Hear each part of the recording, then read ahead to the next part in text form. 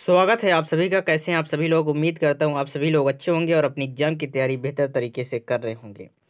तो इसमें दोस्त आज देखने वाला हूं एनटीपीसी 6 जून को जो पेपर हुआ था फर्स्ट शिफ्ट में। ठीक है, फर्स्ट शिफ्ट में जो ठीक है 6 जून को पेपर हुआ था उसका पूरा आंसर देखने वाला हूं। जितने क्वेश्चन हमें मिले हुए हैं, ठीक है, बताए गए हैं, सभी क्वेश्चन दोस्त इस वीडियो में आपको मिलने वाले हैं। और 100% एक्यूरेट सही दोस्त ये जो क्वेश्चन है वो होने वाले हैं। और आप लोग क्या है आंसर मिला लीजिए। और जिनका एग्जाम अभी नहीं हुआ है उनके लिए दोस्त very very most important question है। तो शुरू से लेकर अंत तक जरूर बने रहिएगा। चैनल पर न्यू चैनल को सब्सक्राइब कर लीजिए और वीडियो को लाइक कर दीजिए, अपने दोस्तों के साथ शेयर कर दीजिए। चलिए, सभी जो क्वेश्चन है वो 100% रियल क्वेश्चन है। ठीक है, बताए गए क्वेश्चन है जिनका एग्जाम हुआ है। ठीक है, 6 जून फर्स्ट शिफ्ट का। चलिए, ये बोला गया था, पहला क्वेश्चन ये है कि पत्रकारिता में उत्कृष्टता के लिए, ठीक है, 19वें रामनाथ गोयनका पुरस्कार 2025 में किसे सम्मानित किया गया। चलिए, पत्रकारिता में उत्कृष्टता के लिए 19वें रामनाथ ठीक है, गोयनका पुरस्कार 2025 में किसे सम्मानित किया गया। तो ये जो किया गया दोस्त, ठीक है, 19 मार्च 2025 को नई दिल्ली में आयोजित समारोह में 20 श्रेणियों में कुल दोस्त 27 पत्रकारों को सम्मानित किया गया। कितने पत्रकारों को सम्मानित किया गया है? 27 को। ठीक है, ये जो है 27। और हिंदी में किसे? तो हिंदी में मृदुलिका झा को, ठीक है, मृदुलिका झा को सम्मानित किया गया। नेक्स्ट क्वेश्चन देखते हैं। इसमें आप देखेंगे तो अगर कोई भारत की नागरिकता समाप्त कर देता है तो क्या होता है। अगर कोई व्यक्ति जो है वो भारत का नागरिकता समाप्त कर देता है, ये पूछा गया था, तो क्या होगा। अगर कोई व्यक्ति भारत की नागरिकता छोड़ता है तो उसमें कुछ नुकसान हो सकते हैं। कौन कौन से नुकसान है? वह भारत में स्थायी रूप से रहने का अधिकार खो देगा, यह पहला दोस्त नुकसान है। ठीक है, और उसे भारत में रहने के लिए वीजा की आवश्यकता होगी। ठीक, नागरिकता खो देता है तो उसको क्या है, वीजा की आवश्यकता होगी अगर वो भारत में रहना चाहता है तो। और इसमें उसके पास भारतीय पासपोर्ट भी नहीं रहेगा और वह भारतीय चुनाव में वोट नहीं दे पाएगा। ये सभी जो हैं वह नुकसान है, ये ऑप्शन में दिए गए थे। ठीक है, चलिए नेक्स्ट क्वेश्चन देखते हैं। नेक्स्ट क्वेश्चन ये रहा, बोला गया है कि न्यायिक समीक्षा से अगर किसी अधिनियम को असंवैधानिक करार दिया जाता है तो क्या होता है। न्यायिक समीक्षा से अगर किसी अधिनियम को असंवैधानिक करार दिया जाता है तो क्या होता है। तो क्या होगा अगर क्या है असंवैधानिक करार दिया जाता है। तो यदि न्यायिक समीक्षा के माध्यम से किसी अधिनियम को असंवैधानिक घोषित किया जाता है तो क्या होगा। इसका मतलब यह है कि अधिनियम कानून नहीं है और उसे लागू नहीं किया जा सकता। अदालत उसे है ना अधिनियम को रद्द या अमान्य कर सकती है। ये दोस्त इसका जो है प्रभाव होगा। ठीक, नेक्स्ट क्वेश्चन जो है वो पूछा गया था 2024 हॉकी इंडिया का Balbir Singh senior player of the year पुरस्कार किसने जीता, ये पूछा गया था। ठीक है, भारतीय हॉकी टीम के कप्तान जो हैं वो कौन है? हरमनप्रीत सिंह। कौन है? भारतीय जो है हॉकी, है ना, हॉकी टीम के कप्तान कौन है? तो हॉकी टीम के कप्तान है, ठीक है, हरमनप्रीत सिंह है। ठीक, हरमनप्रीत सिंह। बोला गया था प्ले ऑफ द ईयर पुरस्कार, ठीक है, पुरुष से पुरस्कार किसने जीता था। पुरुष की बात करें तो भारतीय महिला टीम, ठीक है, टीम की गोलकीपर सविता पुनिया। ठीक है, इसमें पूछा गया है पुरुष। तो 7वीं हॉकी इंडिया वार्षिक पुरस्कार समारोह कहाँ आयोजित किया गया था? नई दिल्ली में 15 मार्च 2025 को यह आयोजित किया गया था। भारत का सबसे पुराना हॉकी टूर्नामेंट, ठीक है, कौन सा है। तो ये अगर आपसे पूछा जाए तो ये है वेटन कप हॉकी टूर्नामेंट 1895 में ये शुरू हुआ था। चलिए नेक्स्ट क्वेश्चन पूछा गया था पी ब्लॉक के तत्वों के बारे में कौन सा सही है। पी ब्लॉक के तत्वों के बारे में इसमें कौन सा सही ये पूछा गया था। चलिए इसमें हम सही देख लेते हैं। विशेषता, पी ब्लॉक तत्व समूह 13 से 18 तक आवर्त सारणी में स्थित होते हैं, ये भी जान लीजिए। तो ये पी ब्लॉक तत्व के बाहरी इलेक्ट्रॉन पी ऑर्बिटल में होते हैं। ठीक है, और पी ब्लॉक के में धातु, अधातु और उपधातु शामिल हैं जिनमें विभिन्न गुण होते हैं। पी ब्लॉक में कुछ प्रसिद्ध तत्व प्रसिद्ध हैं जैसे कि कार्बन हो गया, नाइट्रोजन, ऑक्सीजन, फ्लोरीन और उत्कृष्ट गैसें।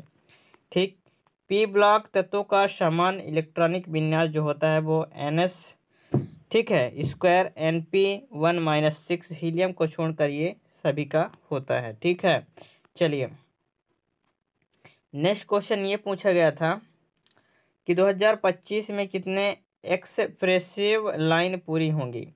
तो मंत्रालय ने इस साल तक 11, ठीक है, 11 और हाईवे और एक सबप्रेसवे तैयार करने का हेडलाइन कर दिया गया है। ठीक है, इस साल जो है तैयार होने वाले 11 हाईवे और एक्सप्रेसिव कुल लंबाई जो है 5467 किलोमीटर है। ठीक, ये पूरा डाटा है। चलिए नेक्स्ट क्वेश्चन जो पूछा गया था डेजर्ट नेशनल पार्क किस संबंध है। ठीक है, डेजर्ट नेशनल पार्क किससे संबंध है। तो ये संबंध है, डेजर्ट नेशनल पार्क जो है वो मरुस्थलीय राष्ट्रीय उद्यान भी इसे हम कहते हैं, भारत के राजस्थान राज्य में स्थित एक राष्ट्रीय उद्यान है। यह थार रेगिस्तान में एक महत्वपूर्ण पारिस्थितिकी तंत्र है जो वनस्पति और जीवों की विभिन्न प्रजाति का ये घर बना हुआ है। ठीक है, रेगिस्तान से संबंधित है। नेक्स्ट पूछा गया था पश्चिम तट को क्या कहते हैं। तो पश्चिम तट को क्या कहते हैं, पश्चिम तट को विभिन्न नामों से जानते हैं, जैसे कि हो गया कोंकण हो गया, कारावली हो गया, मालाबार हो गया।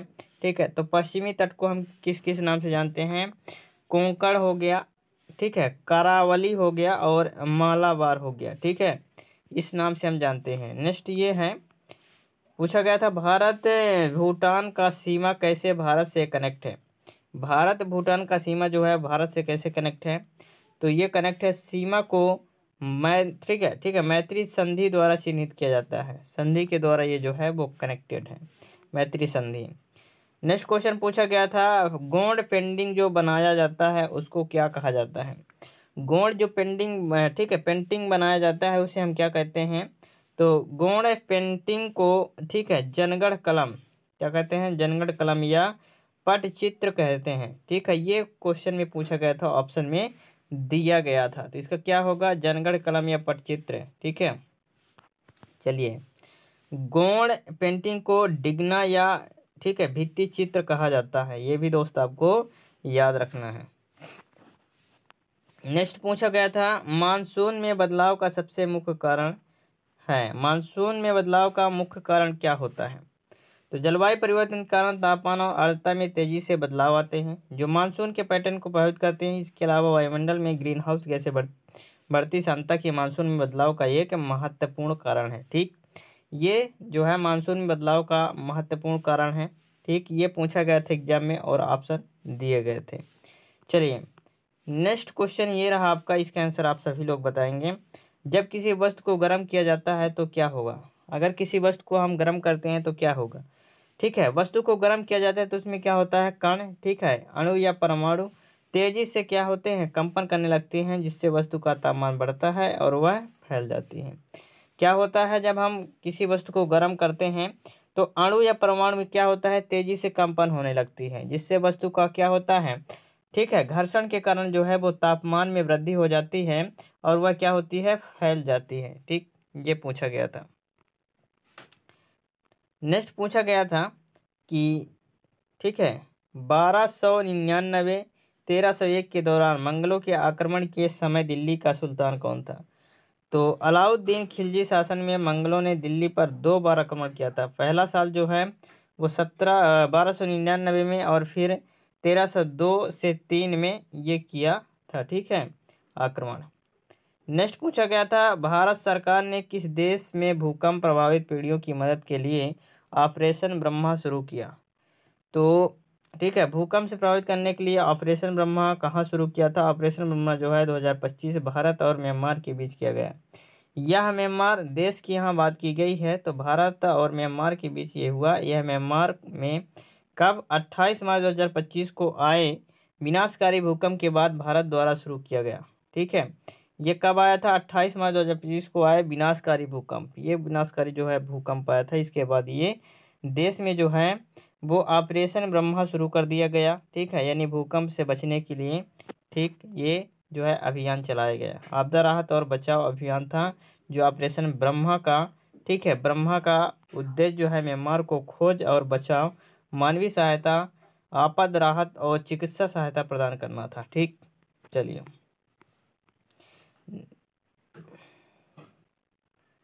नेक्स्ट क्वेश्चन ये पूछा गया था कि नीति आयोग के पहले राजकोषीय स्वास्थ्य सूचकांक 2025 में किस राज्य ने शीर्ष स्थान पर प्राप्त किया? तो उड़ीसा जो है, उड़ीसा सूचकांक भारत के 18 प्रमुख राज्य शामिल हैं। छत्तीसगढ़ हो गया, गोवा, झारखंड, ठीक है, पंजाब भी आ जाएगा, ठीक है, तो उड़ीसा। नेक्स्ट हो गया, नेक्स्ट क्वेश्चन, भारतीय रियासतों के विशेष अधिकार और प्रीबी पर्स को कब समाप्त किया गया था? तो इसको कब समाप्त किया गया था? 1970 में भारत के संविधान में, ठीक है, 26वें संशोधन द्वारा प्रीबी पर्स को समाप्त कर दिया गया था, ठीक है। संशोधन से अनुच्छेद 291 और 362 का ये लोप हो गया, ठीक है। चलिए, ये पूछा गया था एग्जाम में। नेक्स्ट क्वेश्चन अब देखते हैं। नेक्स्ट क्वेश्चन ये है कि पूछा गया था किस प्रकार की मिट्टी में जल धारण क्षमता सबसे अधिक होती है? बोला गया था किस प्रकार की मिट्टी में जल धारण क्षमता सबसे जो है वो अधिक होती है, ठीक है। तो चिकनी मिट्टी, चिकनी मिट्टी में क्या होता है, सबसे अधिक जल सोखती है। कौन सी मिट्टी में? चिकनी मिट्टी में जो है वो सबसे ज़्यादा जल सोखती है, ठीक है, ये पूछा गया था। चलिए, नेक्स्ट क्वेश्चन देखते हैं। नेक्स्ट क्वेश्चन ये पूछा गया था कि कांस फिल्म, ठीक है, फेस्टिवल खालिस्तान में आयोजित किया जाता है। कांस फिल्म फेस्टिवल जो है वो कहाँ आयोजित किया जाता है? तो फ्रांस में, ठीक है, फ्रांस में आयोजित किया जाता है। ये ऑप्शन में दिया गया था, ठीक। नेक्स्ट क्वेश्चन देखते हैं। नेक्स्ट क्वेश्चन ये पूछा गया था कि संविधान संशोधन, ठीक है, 105 किससे संबंधित है? संविधान संशोधन जो है 105 किससे संबंधित है, ठीक है। तो 105 को देख लेते हैं किससे संबंधित है। 105वां संविधान संशोधन जिसे 2021 में पारित किया गया था, सामाजिक और शैक्षणिक रूप से पिछड़े वर्गों, ठीक है, SEBC की पहचान करने और उन्हें अधिसूचित करने की राज्य सरकारों और केंद्र सरकार शासित प्रदेशों की शक्ति को बहाल करता है, ठीक है। ये जो है 105 जो है वो संविधान संशोधन के बाद हुआ। यह संशोधन अनुच्छेद जो है 342, ठीक, 342 के खंड ए और 2 को संशोधित करता है और एक नया खंड 3 जोड़ता है, जिससे राज्यों को, ठीक है, SEBC की सूची बनाने की स्वतंत्रता मिलती है। नेक्स्ट क्वेश्चन ये पूछा गया था कि, ठीक है, नेक्स्ट क्वेश्चन ये पूछा गया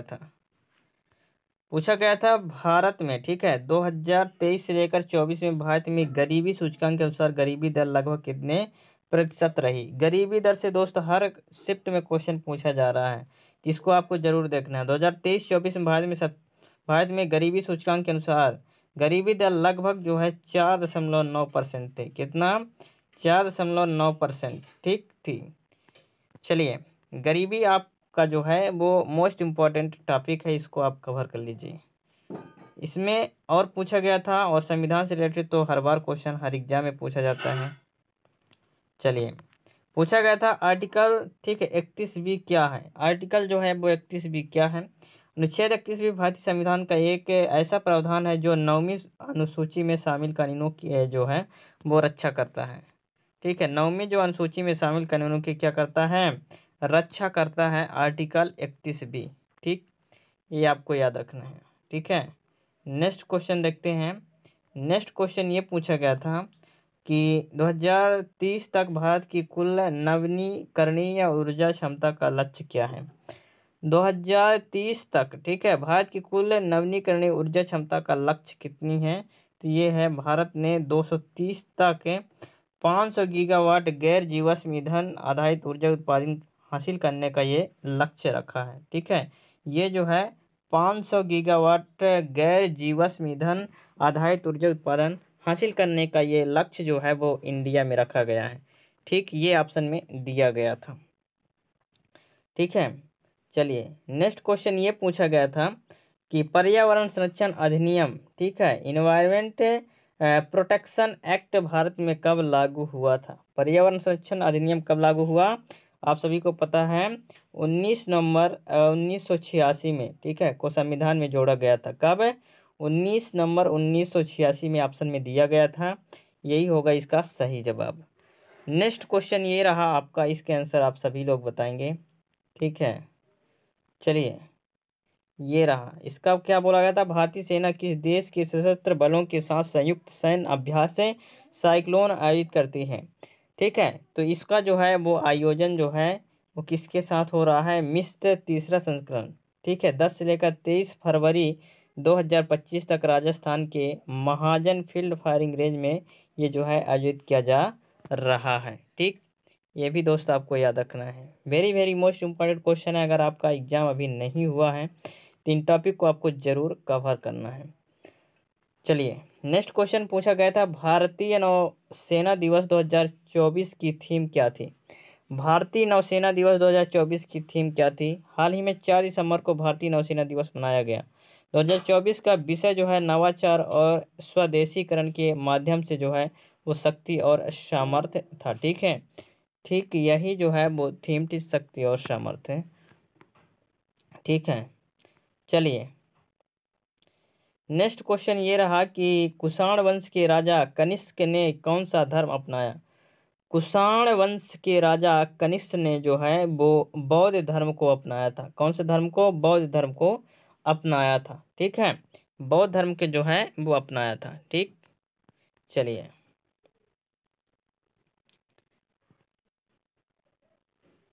बौद्ध धर्म को अपनाया था। नेक्स्ट क्वेश्चन ये पूछा गया था, निम्नलिखित में से कौन भारतीय राष्ट्रीय कांग्रेस के एक उत्तरवादी नेता नहीं थे। गोपाल कृष्ण गोखले, दादा भाई, ठीक है, नौरोजी, फिरोज शाह मेहता और अरबिंदो घोष।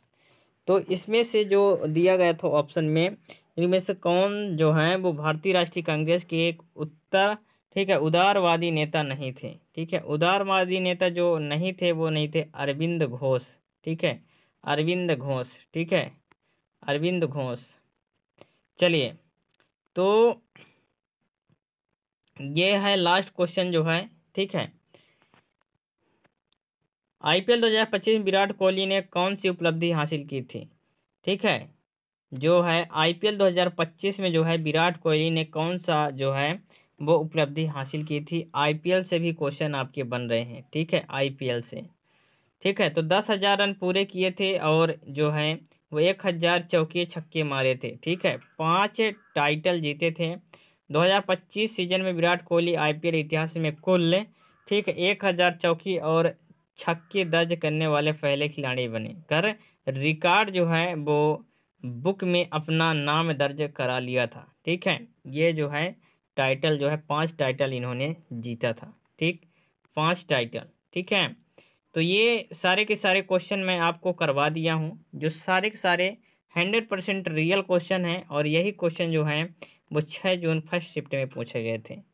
वीडियो कैसी लगी, वीडियो को लाइक ज़रूर कर दीजिए। आपको करना क्या है, अगर आपका एग्ज़ाम आज है तो आपको करना क्या है कि आपको क्वेश्चन जो है कमेंट में ज़रूर लिखना है, ये क्वेश्चन पूछा गया था। ये काम आपको करना है। और आपको डिस्क्रिप्शन में टेलीग्राम चैनल का लिंक दे दूंगा। ठीक है, वहाँ जाकर आप क्वेश्चन ज़रूर भेजिएगा। ठीक है, टेलीग्राम में आपको क्वेश्चन भेजना है। तो चलिए मिलते हैं नेक्स्ट वीडियो में, तब तक के लिए जय हिंद, वंदे मातरम। वीडियो को ज़रूर से लाइक कर दीजिएगा।